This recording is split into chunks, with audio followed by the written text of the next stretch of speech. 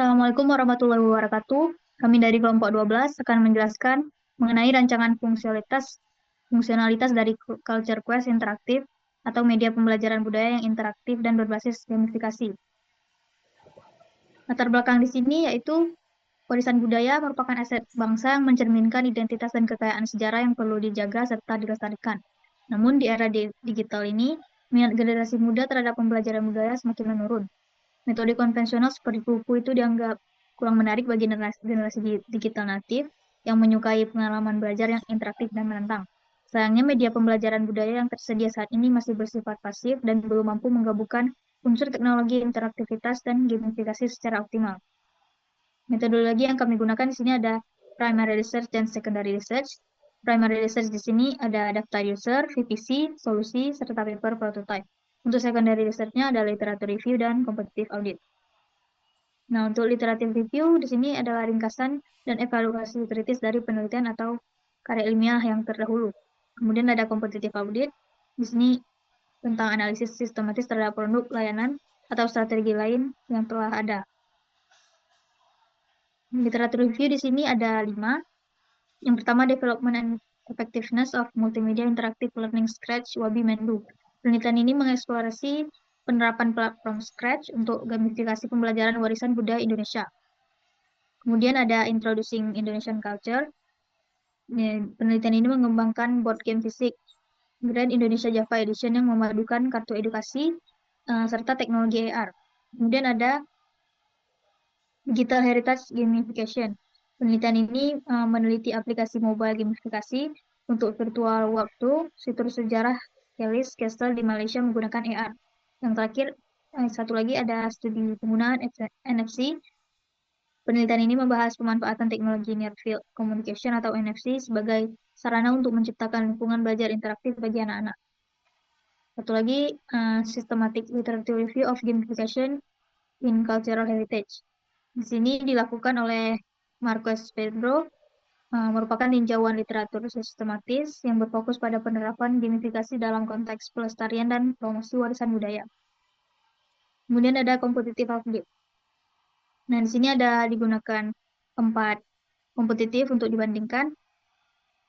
Yang pertama ada Wabi Mendu Interactive Learning. Masalah di sini adalah minat rendah belajar warisan budaya melalui metode pasif. Target usernya ada siswa SD kelas 5 sampai 6. Fitur utamanya kuis interaktif bertingkat, kemudian ada sistem poin dan level, animasi batik, wayang, dan tarian tradisional. Kemudian ada feedback visual atau audio langsung. Pembiayaannya adalah gratis. Kemudian ada Sound of Nusantara Game. Masalahnya adalah belum ada media audiovisual yang interaktif untuk mengenalkan alat musik tradisional. Targetnya pelajar SMP sampai SMA. Di sini fiturnya ada puzzle audio guessing instrumen, koleksi suara, kemudian sistem skor, dan antarmuka mobile. Pembiayaannya yaitu gratis. Kemudian ada True Value. Masalah yang diangkat yaitu rendahnya kesadaran mitigasi bencana berbasis kearifan lokal. Target usernya ya remaja SMA sampai mahasiswa. Kemudian ada gamelan. Masalahnya yaitu rendahnya minat siswa SD terhadap budaya karena metode pembelajaran. Target usernya yaitu siswa SD kelas 4 sampai 6. Kemudian ada primary research. Di sini daftar user digunakan 2, ada mahasiswa dan masyarakat. Kemudian nanti ada VPC, ada solusi dan paper prototype. Untuk kelompok user akan dijelaskan oleh teman saya. Oke, sebelumnya di sini ada kelompok user pertama, ini di sini ada mahasiswa. Di sini mahasiswa dapat kita lihat ada goals dan frustration-nya. Jadi mana goals-nya di sini mengenal dan memahami warisan budaya Indonesia dengan cara yang seru dan interaktif, mengasah wawasan budaya melalui permainan dan tantangan digital, serta meningkatkan rasa bangga terhadap budaya lokal dan bahasa daerah. Lalu untuk profesional sendiri, di sini ada pembelajaran budaya dan lingkungan terasa membosankan dan terlalu teoritis, sulit menemukan media edukasi budaya yang menarik dan mudah diakses, serta kurangnya platform yang memasuki teknologi dengan penyegaran budaya. Next. Selanjutnya di sini ada kelompok user masyarakat. Di sini bisa kita lihat juga goals dan frustrasinya. Di sini goalsnya mendalami pengetahuan budaya daerah Indonesia, ingin belajar bahasa daerah agar tidak punah, ingin belajar budaya dengan cara yang seru. Frustrasinya sendiri kurang mengetahui budaya daerah Indonesia, kurang bisa berbahasa daerah sendiri karena jarang dipakai, malas belajar dan baca seputar budaya daerah Indonesia karena membosankan. Ya. Hanya ada divisi atau value promotion kanvas. Jadi di sini kami mulai divisi pertama itu kelompok isar mahasiswa. Ini terdapat divisi kanan terlebih dahulu. Dan juga ada games, di mana berisi pembelajaran interaktif, pembelajaran seru, melestarikan budaya daerah. Lalu pins untuk di bawahnya, pembelajaran terasa membosankan, belajar dari buku tidak interaktif, kurangnya pelestarian budaya di kalangan mahasiswa. Lalu sampingnya ada mencari media pembelajaran yang praktis, menarik, sesuai dengan gaya hidup digital, lalu mempelajari budaya Indonesia untuk membentuk kebutuhan akademik, lalu mengembangkan warisan budaya lokal sebagai bagian dari pembentukan karakter dari bentuk bangsa. Lalu untuk divisi di kiri, di sini ada game creator yang saling berhubungan dengan games. Di sini pengenalan budaya daerah melalui cara yang baru dan menarik, media pembelajaran yang menerapkan gamifikasi, alat pushing interaktif dengan materi budaya. Lalu ada fans reliever yang saling berhubungan dengan case. Di sini menghadirkan pengalaman pelajar kontekstual yang lebih mudah diingat. Lalu mengubah pembelajaran pasif menjadi interaktif fisik.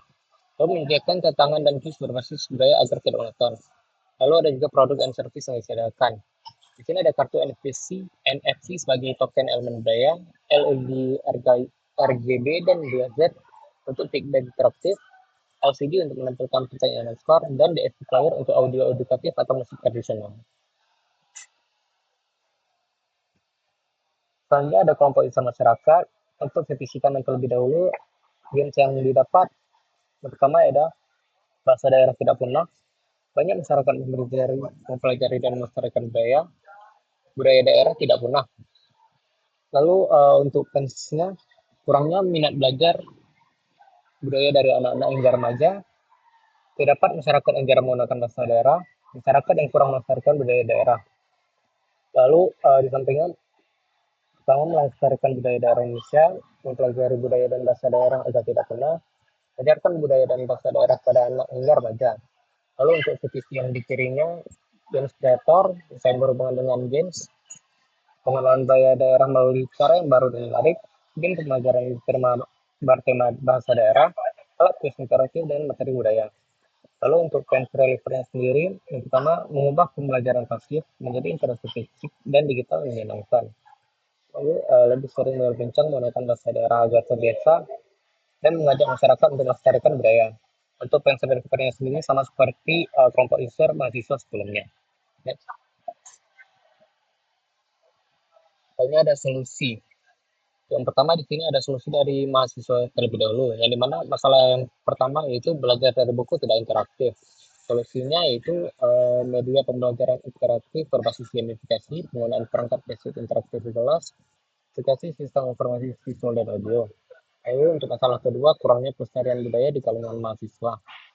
Pertama, untuk solusinya integrasi budaya dalam media pembelajaran interaktif. Lalu mengembangkan modul atau aplikasi pembelajaran yang mengangkat tema budaya lokal. Ini ada masalah pembelajaran terasa membosankan.